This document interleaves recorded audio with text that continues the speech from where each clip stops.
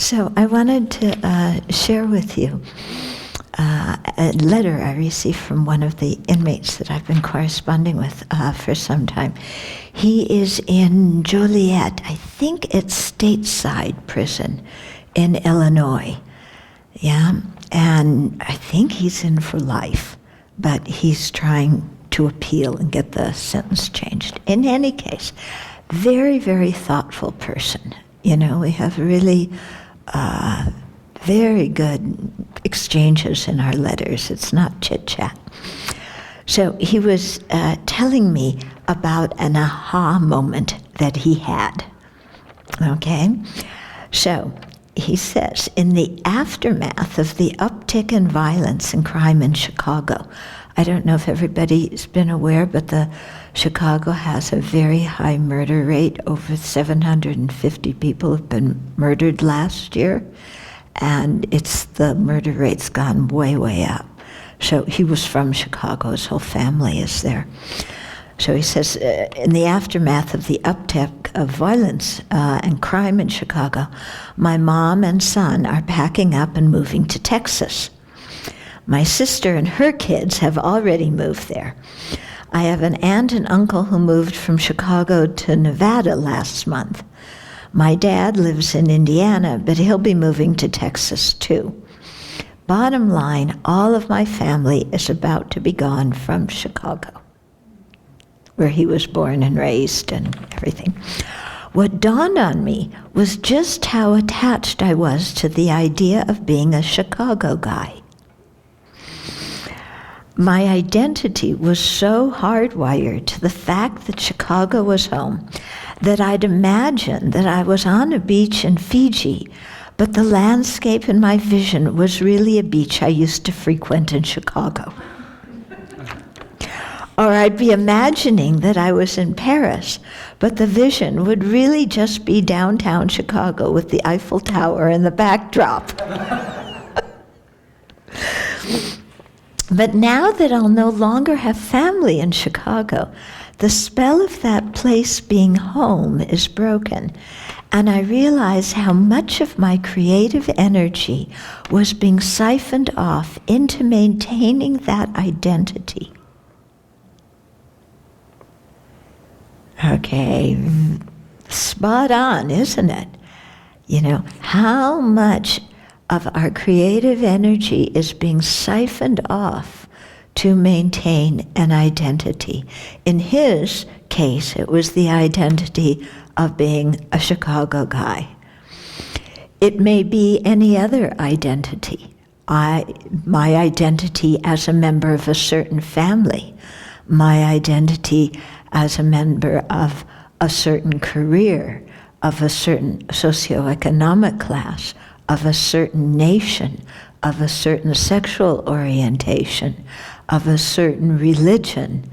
You know, we could have bazillions of identities that we're not really aware that we have. Like I don't think he was particularly aware of, you know, the clinging so strongly onto being a Chicago guy until all of a sudden he wasn't. Yeah.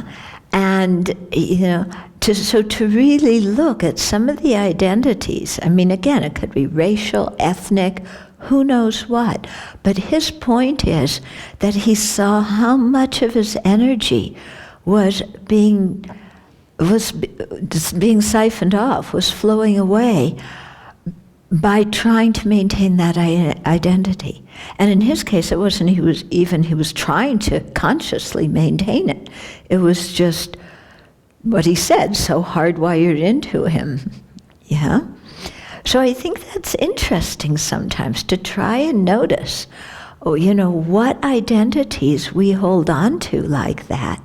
Yeah? But let me continue the letter, you know, what he said. Okay, so then on a deeper level, I realized how much energy was being siphoned off by my attachment to the location of my family being the place that I called home.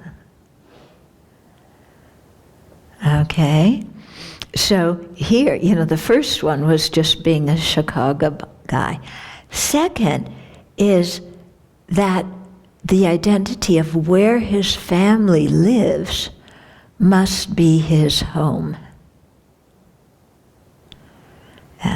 I always kind of marvel when I hear the Abbey monastic say, I'm going to go home to visit.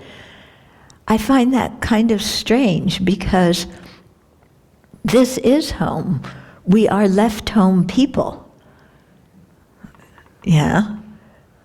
We are left home people. We don't have a home. The monastery is our home. Okay, but here again, how much of his energy was being siphoned off by thinking, home is where my family is. I belong at home. I am rooted at home. That identity to a place, to a family, to whatever it is. Okay? My attachment to them. Yeah, that's what he said. Just my attachment to all these things. I can love my family without being attached to the conditioning I've received from them. Okay? This is big. Yeah. This guy doesn't even call himself a Buddhist either. But to realize I can love certain people without being attached to the conditioning that they've given me. And in our families, we've received so much conditioning, about politics, about all, what we're supposed to think of different kinds of people, how we're supposed to act in different kinds of situations. So much prejudice has been inculcated into us through our family, so many shoulds and shouldn'ts and ought tos and supposed tos, and we, so often we're just not even aware that these are conditioned elements. We think that these are real, that these are who we are. Huh? And, in society today, people are always trying to find out who they are. And I think that's one of the reasons for you have many people returning to a more fundamentalist view of their own religions, because it gives them a sense of identity. I know what the world is. I know how I'm supposed to behave. I know who other people are. Because I was surprised, growing up Reform Jewish, when I heard of other people who grew up like me and then started keeping kosher and then even maybe became like the Hasidics. And it's like, wow, that's a huge change. Why in the world would they do that? Well, I think it's a search for identity, for security, for stability. In the same way that so many people are, go to fundamentalist Christianity. It gives you an identity, a security, Or why people why we're so full of identity politics now. Yeah? You know who you are, who your group is.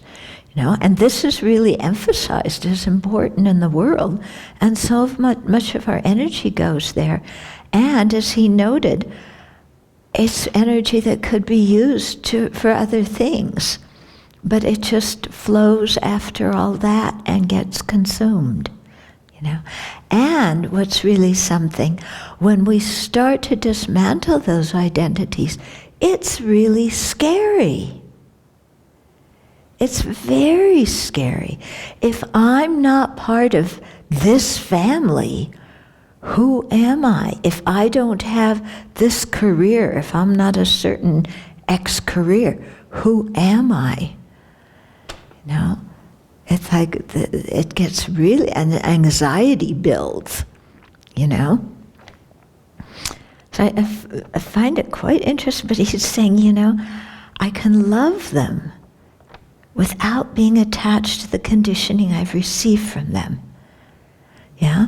So separating that conditioning from the love, separating the conditioning and the identity from caring about people. You know, we can care about them, we can love them, but without being immersed in all of their dramas. Okay?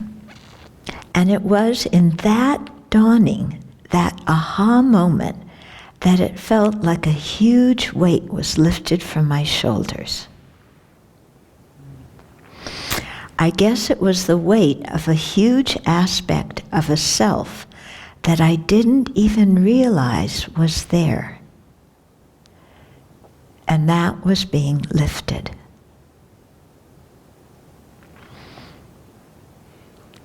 Yeah? That's big. As that internal anchor has been cut, I'm curious to see what the open waters of life will feel like. This is just a short note from a quote, quote, homeless man. You know, and then he goes on with the rest of the letter. Yeah, isn't that something?